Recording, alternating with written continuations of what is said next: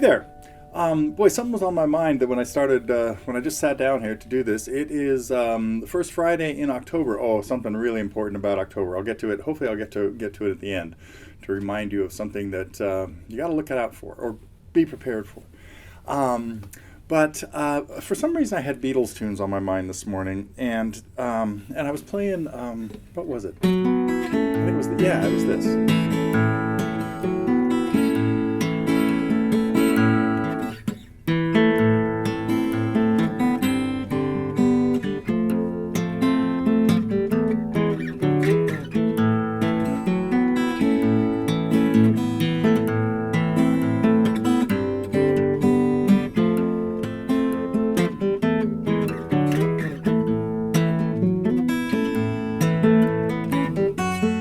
I almost couldn't remember what.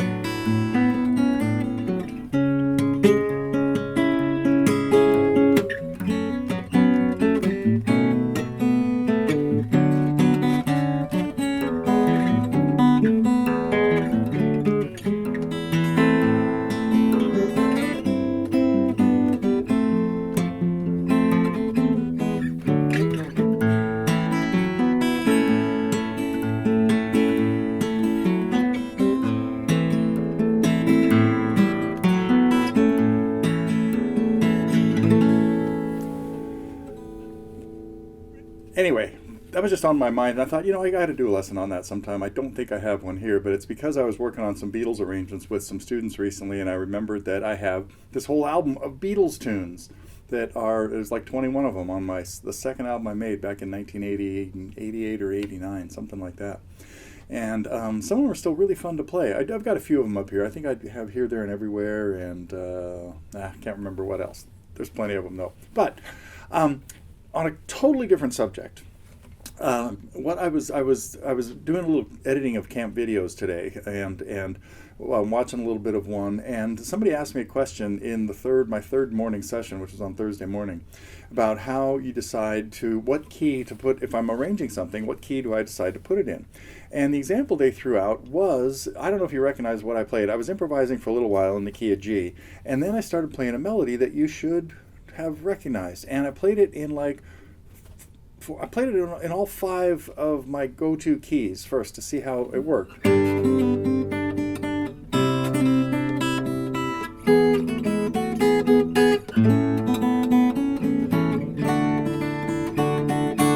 And there it was, the first line of each of those in G, C, we go to E next, A, and D. And so that's kind of the thought process that happens when I'm trying to think about arranging a song. Although with every song, I start with the original key and see if that works on the guitar. There are some that just are perfect in the original key, even if it's not a guitar-friendly key.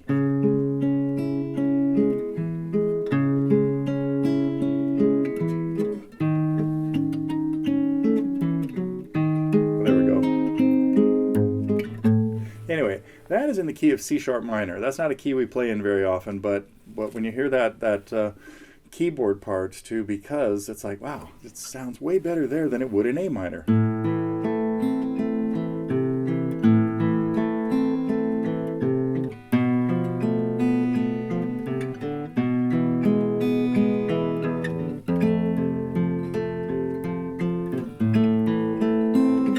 Just doesn't cut it.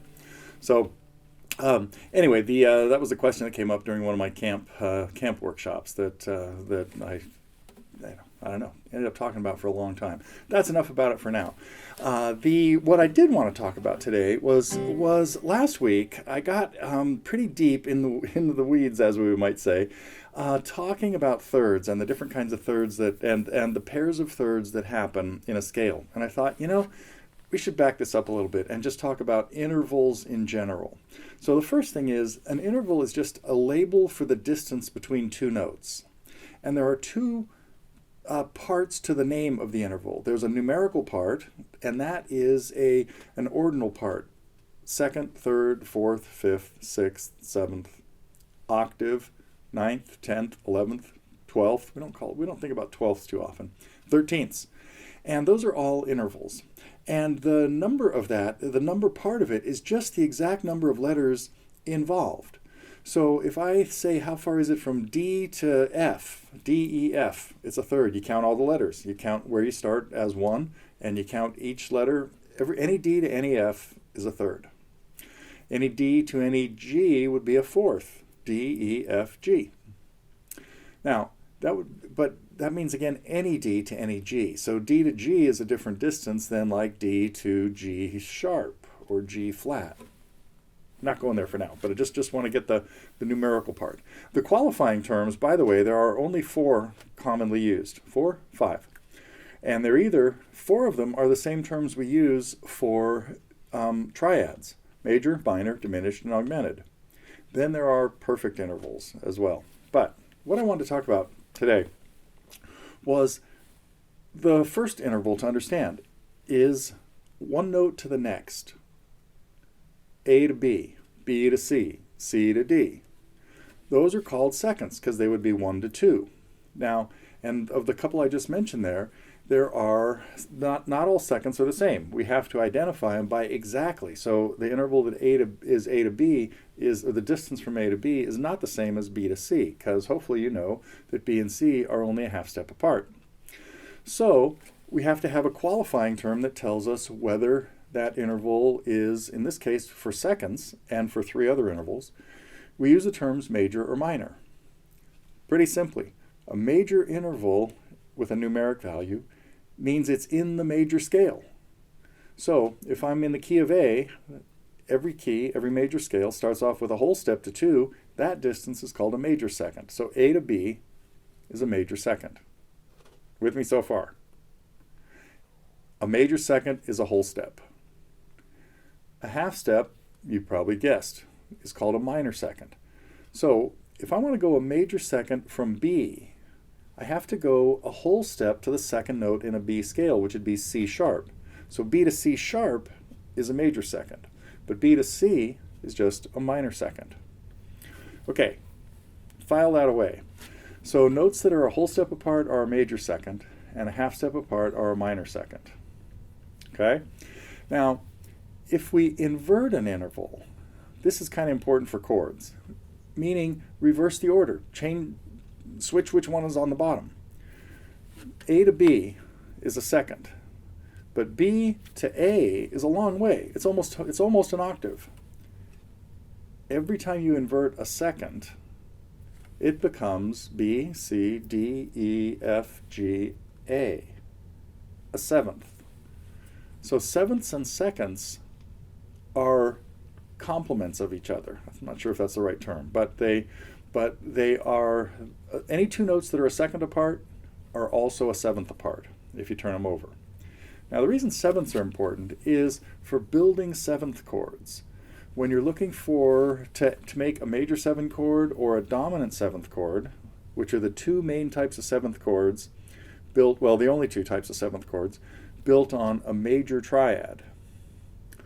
So if you think about it, my major second, A to B, if I invert it, is B to A, well, which is a whole step less than an octave.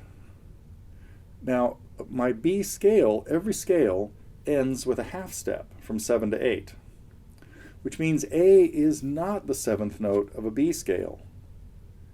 It is a flatted 7th, or more specifically, a minor 7th. So when you take a major second and reverse their positions, it becomes a minor 7th. Now, B to C, for example, is a minor second. But when I reverse that, that becomes C to B, which is only a half step less than an octave, and B is the 7th note of a major scale. So a minor second inverted becomes a major 7th. That's the end of this story for now, but I'm just going to say a few more things about it that might help clear it up. That's as far as we're going. is talking about major seconds and minor seconds. And when you invert them, every second becomes a seventh, and every major interval, when you invert it, becomes a minor interval. And every minor interval, when you invert it, becomes a major interval. So that's a really good thing to have kind of understanding of a little before you go into the thirds. But now to tie that into what I was talking last week about thirds, is that a third is just 2 consecutive seconds.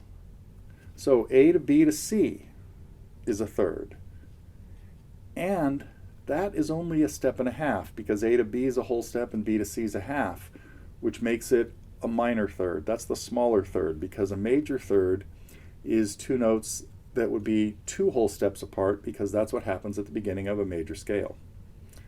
Okay, I think that's enough of that for now. We'll put a little bit of that on the test for next week. The end of the story for today is, now that it's October, it's time to start thinking about, like, Halloween is just about here, which means Thanksgiving is just about here, which means a couple of my students who came in last week said, oh, it's getting late.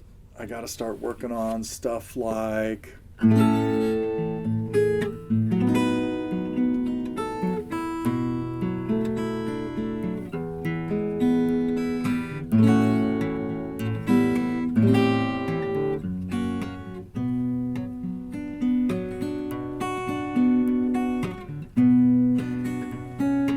What is it? D minor 6? Yeah.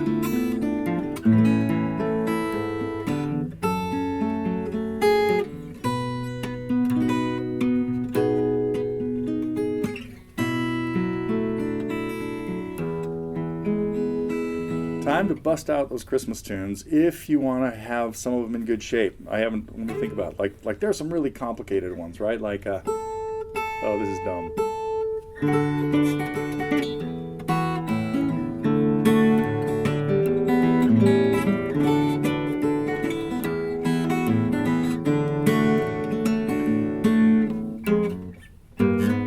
Goes to G sharp, huh?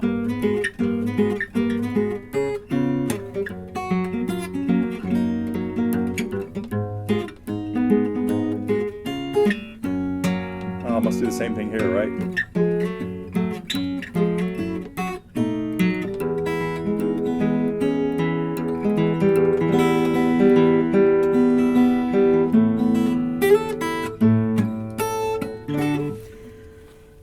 Well, anyway, so if you got Christmas tunes on your yearly agenda that could get pretty rusty because you probably haven't played them for at least 9 months, it's a good time to start looking at them. Oh, you know what? Let me end with a Christmas tune. This is like the first one I think I recorded. It's the first tune on my album of Christmas songs, which I mentioned my Beatles album from the late 80s. That was the second album I made. The first one I made, and these are all still available as downloads. You can at joplinandsweeney.com. That's our audio site. So if you want to track down my Christmas album or Beatles album or any of the others, including our new Jim Witzel album. Oh, I forgot to mention that. My friend Jim Witzel has a new jazz album that is also available at Joplin and Sweeney, or at the website where we sell albums. So check out Jim's album. Breaking Through Gently is what it's called. It goes along with his other 2 albums, Give and Take and Feelin' It. But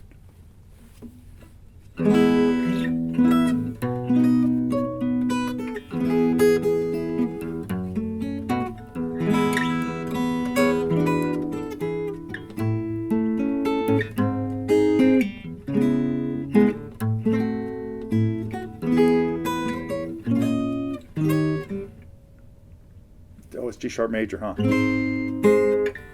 A minor.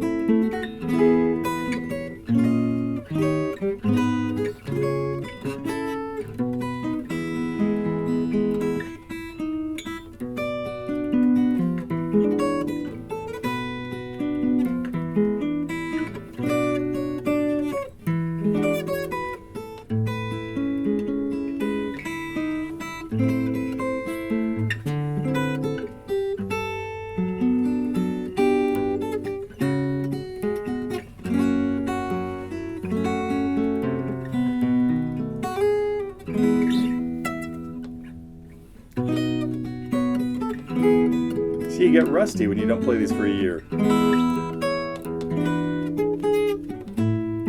Uh-oh. Oh, I got it. I think. That was it. That was the one I was worried about.